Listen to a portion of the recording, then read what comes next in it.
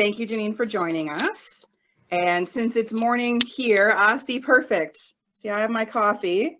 And I feel like we're on an episode of Brewing with Beckie. Hey, yeah, exactly. So that was one of the first things, hold on, that I wanted to ask you about. So you've been doing, you've had your YouTube channel active for a couple of years now. You've got some great national team videos and a few other things, but then you started this really specific Brewing with Beckie series, which has been great. I've really enjoyed watching the videos and the really fantastic conversations you've been having with teammates, with other players, with coaches. And I was just curious, what brought it about? Like, what made you decide that, hey, I want to, interview my friends? Yeah, I think the whole idea kind of stemmed from the vlogging, but obviously vlogging, I have come to find, is very difficult. And so I thought I want to do something else that adds some content to my channel that doesn't necessarily take as much time as the vlogs do. So I was working with a company at the time, still kind of work with them a little bit, and they said, well, why don't you start a podcast? And the whole conversation was kind of like, you're obviously very good at talking, which is not wrong.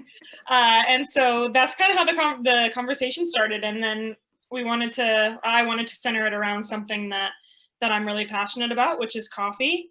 And obviously the premise of Brewing with Beckie is kind of chats over coffee. So it's supposed to be a little bit less serious. Obviously I did one with Sam Mewis recently that was quite laid back and relaxed. And that's kind of what the gist of it is. So I've been really happy with how it's gone. Obviously over COVID, I took a bit of a hiatus from the vlogging and the podcasting just because there wasn't much going on.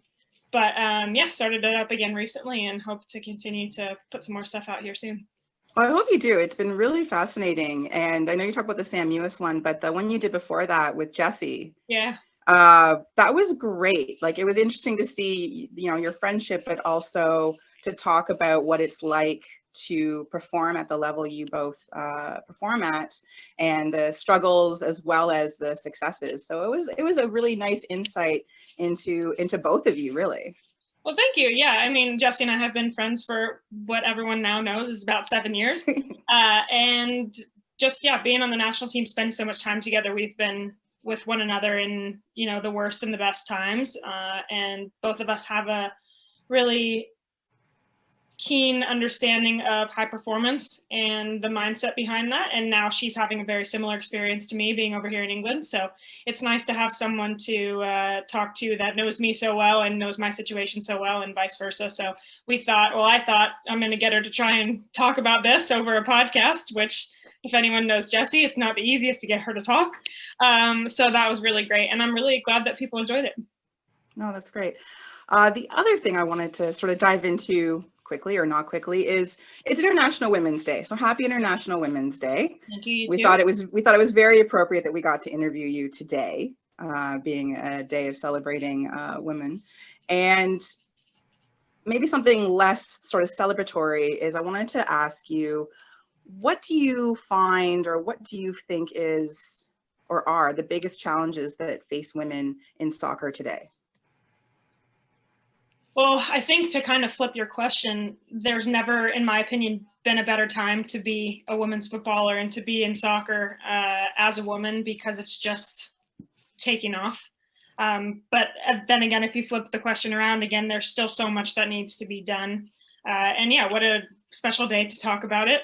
But I think the biggest challenge we face is probably investment, and just getting companies, CEOs, whatever that is, owners on board with the idea of women's football really taking off. And especially in Canada, obviously, as players, we're dying for a domestic league. And that's something that I will continue to push for as long as it takes till we get one. And I know a lot of the other players are in that mindset as well. But even over here, being part of Manchester City, I've seen what investment can do for a club. And the club's done a fantastic job investing in the women's side. They launched a campaign a few years back called Same City, Same Passion, which essentially is, we're going to treat the women's team the same as the men's team. We use the same social media account, which has been fabulous. And we've seen more financial investment looking at the players that we've brought into the environment, that financial investment has paid off, and the team's won 7 trophies in 7 years. So that's pretty incredible. And then I think when you look at Canada Soccer, there's another great representation of investment and how successful that we've been on the international stage, and what Canada Soccer keeps putting into the women's team to continue to help us be successful. And now, we're seeing the men's team really start to climb the ranks as well. And that's just, Canada Soccer investment as in a whole. But I'm so proud to be part of the women's national team and continue to kind of break down barriers, and to know that the association is behind us in all of that is pretty cool. Thank you. That's so great. Hi, Janine. I'm Rob, by the way. Hi, Rob. We didn't get a chance to be introduced off the top. I'm a Sasky, by the way. Hey, we love that. Yeah, I'm happy to be, especially happy to be talking to you because of your Sasky roots and all that. Love that. Yeah. Do you prepare for games when it comes to the national team differently than you prepare for your club games, especially on an emotional level? Like it's a kind of a different animal. I realize that there'll be logistical challenges and maybe tactical differences, but I'm curious about kind of the emotional level that you might put into one or the other. So funny that you asked that. I was just having that conversation with a teammate of mine like 30 minutes ago. So that's great. I'm prepared.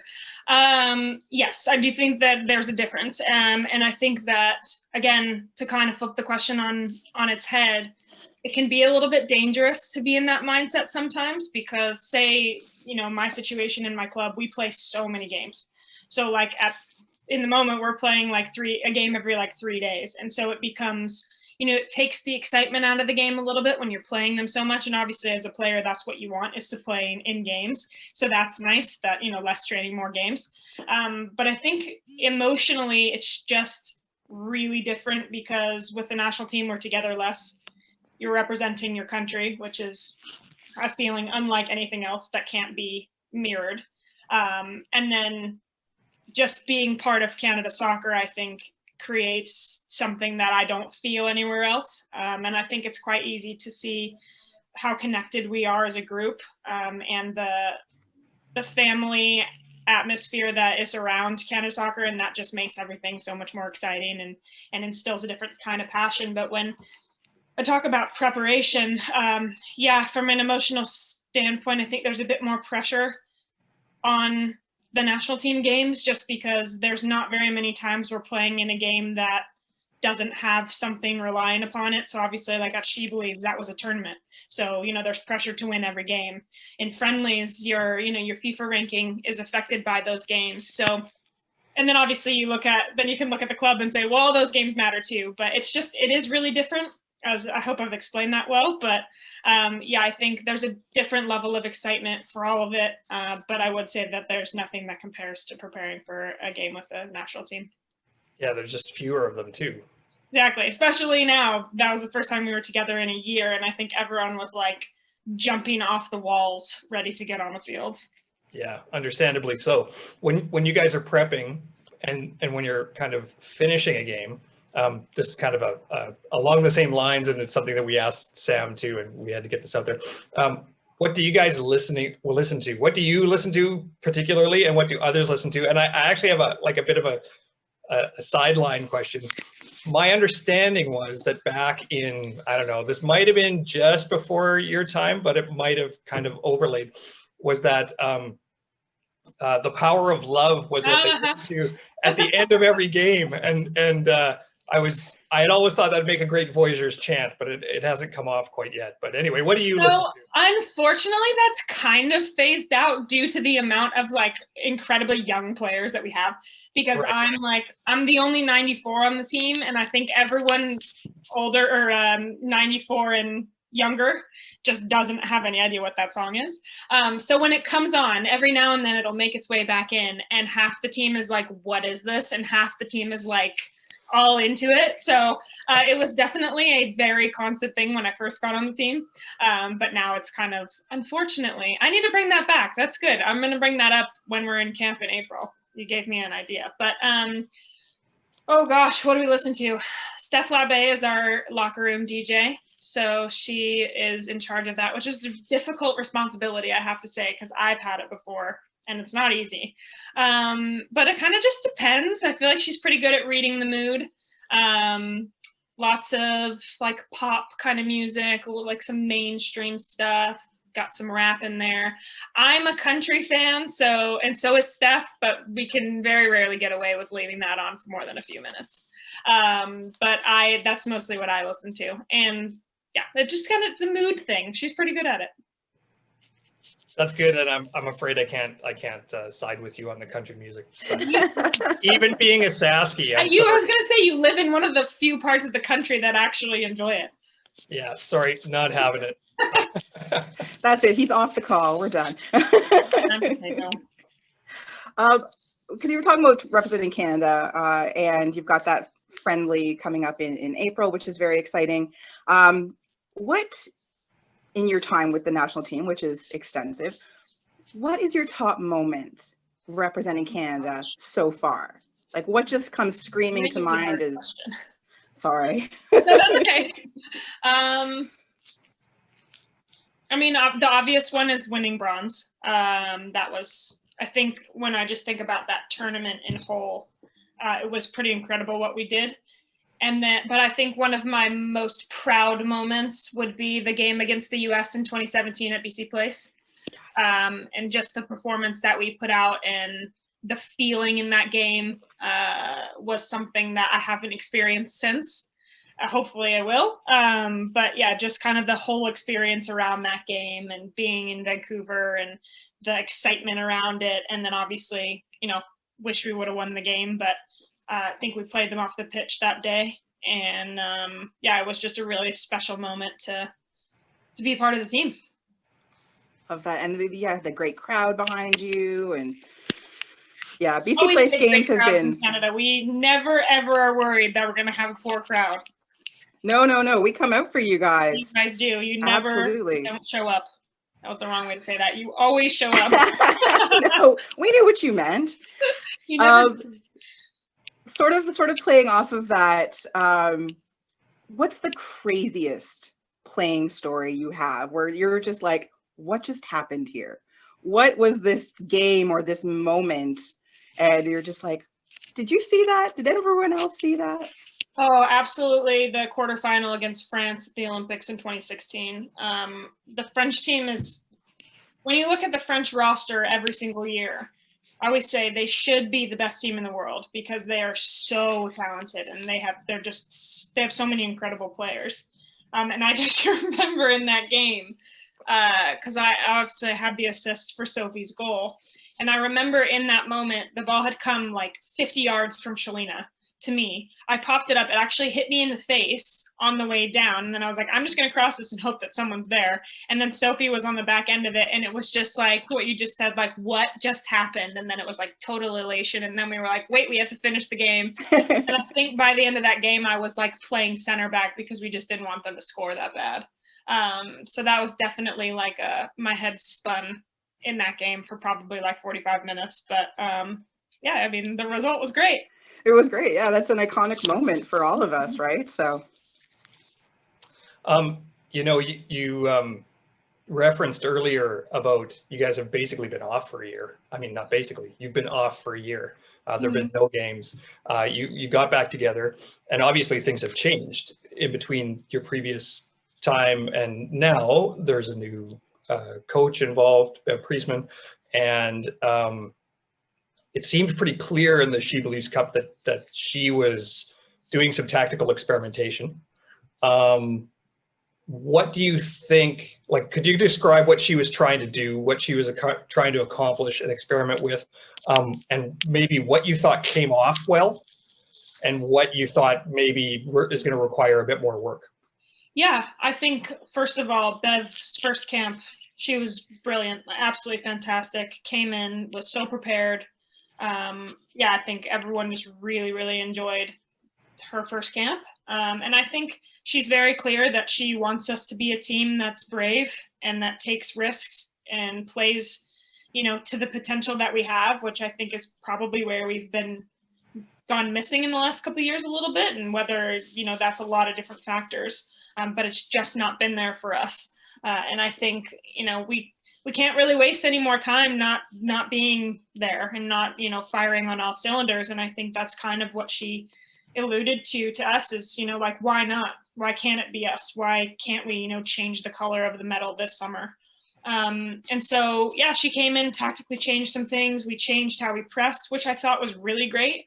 Definitely surprised the US. They were definitely not ready for us to press that way, which I thought was incredibly smart on the tech staff side.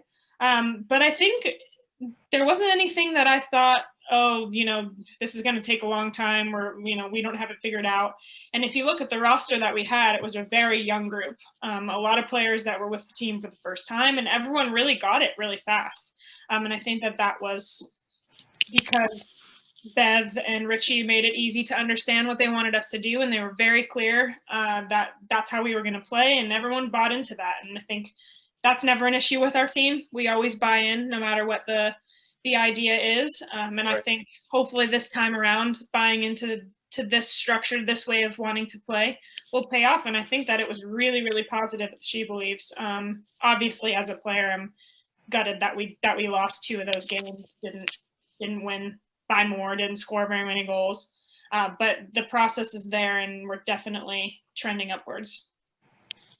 Yeah, I mean, there are a lot of contingencies in those games as well, right? Like, you had some players came in, others couldn't come in. Very young squad, as you said. So, and it was really hot. So after living in England and it being about 0 degrees and going there and it being about 27 degrees, I was like, this is not right. But it was lovely. Don't get me wrong, I love the sun. I mean, being a Sasky and being still in the grips, like, you know, in the grips of winter, right? Yeah. In the grips of winter, though, I'd take 27 Celsius right now. But no, not to play in. Maybe you're right there. This is a bit of an aside question, and you might have answered it, so you might have to go away from the Sophie Schmidt assist that you just mentioned. But favorite goal for the national team that you've either scored yourself, and you got quite a few to pick from there, or assisted on? I haven't scored in a while, so I'm gonna have to look into the archives here. I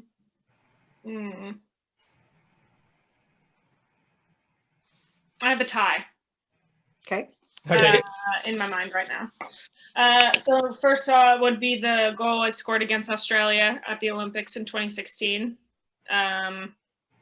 Fastest goal I've ever scored. So that was cool. That was a great feeling. Good moment. And then the other one would probably, I have 2 more. So I'm going to just say 2 more.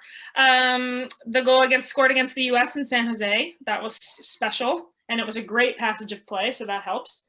And then last, my volley against Costa Rica at BMO in Toronto to cap off the hat trick was pretty fun. Nice. That was such a fun I was at that game. Yep. Great. So was I. Yeah. Here, I was kind of hoping that you'd reference the whatever it was, 35-yard goalkeeper chip in Ottawa. Because that was a pretty stellar that was goal. a good one. That was a good one. Last minute winner. I was like, boom. As soon as I picked that ball, I thought to myself, that's not going in, it's going over. And thankfully, it bounced while it was already in the goal. So we're good. A goal is a goal, it counts. That's right. Maybe a bit of a random question, since playing soccer is what you do, but we all have things that we love and we don't love about our jobs or about the things we're passionate about. So what's your least favorite thing about soccer? I don't think anyone's ever asked me that question before, which congratulations, because that doesn't happen very often.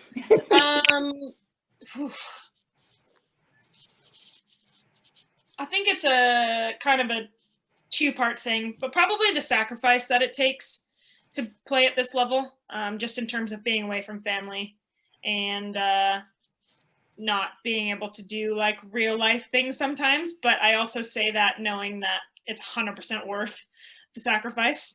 And I'm going to have some point in my life when I'm done playing that I'll be able to do all of those things. So I think that's difficult, especially has been this year with COVID and all the restrictions around that, just kind of being stuck and a bit isolated. But for the most part, there is absolutely nothing I can complain about doing this for a living. So it's pretty great. My computer is going to die, so I'm just going to grab my charger really quick. I will be right back. Sorry. We'll be right here. No worries. So sorry about that. No worries. Should have known that was going to happen. Okay, continue. Tech happens. It's all good. Tech happens. That's right. So question about the players you have played with and played against. Who is the best player you've played with? You don't have to name a fellow Canadian. That's not a rule. And then conversely, who is the best player you've played against? Oh gosh. I would have to say the best player that I've played with is Caroline Weir here at City. She's Scottish. Also one of the most underrated players in the world.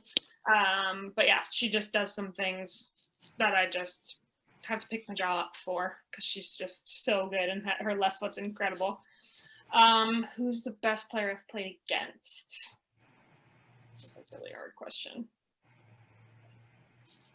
Oh, her maiden name is Nasib, but she's French and she's retired now. I can't remember her married name, but she was incredible. And I remember when she was playing, every time we played France, she was like our pre-match preparation was like, make sure everyone knows where she is. So yeah, off the top of my head, probably her. It's always good to have a nemesis. No, just kidding. A nemesis that you end up like taking down. That's the important. Yeah, that's the best. She was on the team when we beat them in Rio, so great. Brilliant. You did kind of reference this earlier, but I think it's an important thing to always be thinking about because of the development of women's soccer and also what's happening in Canada. How important is it for players' development to get our own women's league and or a certain number of NWSL teams if there could be some kind of, situation like there is with Major League Soccer? Yeah, I think it's absolutely necessary, 100% necessary. I don't even think it's a question. And all you have to really say is look at the countries that have a domestic league and where their national teams are at. Obviously, the States is a difficult example just purely because of their population size. But even England, like England's tiny, they've got a very good domestic league and their national team is very good. Brazil, same, Germany, same, Sweden, same. All these countries have domestic leagues and have figured out how to make it work. And I think it's definitely something that's in the future for Canada soccer. And I think that it will really take off. But we've seen some wonderful players come through the Rex program and made their way to the national team. And it's so inspiring to see players with so much talent coming up the Canadian ranks. And hopefully it's not going to be a reality much longer that they have to leave home to go find a elite competitive world-class environment to play their professional soccer in. And obviously the NWSL has been great for so many Canadians. But I mean, I speak from my own experience that I would absolutely love to play in Canada and be able to play for an elite high-performing team so close to home. All right. One last question before we let you go. All right. Looking back at, where you are now in your career and, you've got so much ahead of you, but just looking back at, all these years you've played and been involved in club soccer and country soccer, playing for your country, what would you tell your younger self when they were just starting out in this sport, knowing what you know now? Again, another really good question. You guys are killing it. Two things. On one side, I would say believe in yourself, believe in the potential and that at some point you'll reach that potential. But I would also say to understand that there's ebbs and flows to this life and this career, and it's not always sunshine and rainbows. And, I'm experiencing a situation now where it's difficult for me to get on the pitch at my club. And that's because I've surrounded myself with some of the best players in the world. And it's great to be in this training environment, but it's also really difficult. And I think, that it just gets harder and harder the higher you climb to the top. And so to understand that there's hills and there's valleys and to appreciate both and to recognize and be present when you're in both of those situations. And just know that at the end of the journey is is hopefully something, and it already is something that I look back on and be really proud of. So hopefully we can have another one of those really massive, monumental moments this summer and be standing on top of the podium and hear the Canadian anthem being played with gold around our necks. So yeah, I'm doing everything that I can to make that happen, but I would definitely say just enjoy the journey. Great words. Thank you so much. Yeah, of course. Thanks so much for having me. This was so much fun. No, this was so great. And good luck on Thursday. Thank you. Thank you very much. Yeah, we very much appreciate it, Janine. No that's great for you to take the time. And you've got a whole country and a bunch of crazy soccer nerds like us all behind you. So well, we really, really appreciate you guys, and your support means more to us than you know. So crossing our fingers that we can see you guys live and play in front of you soon.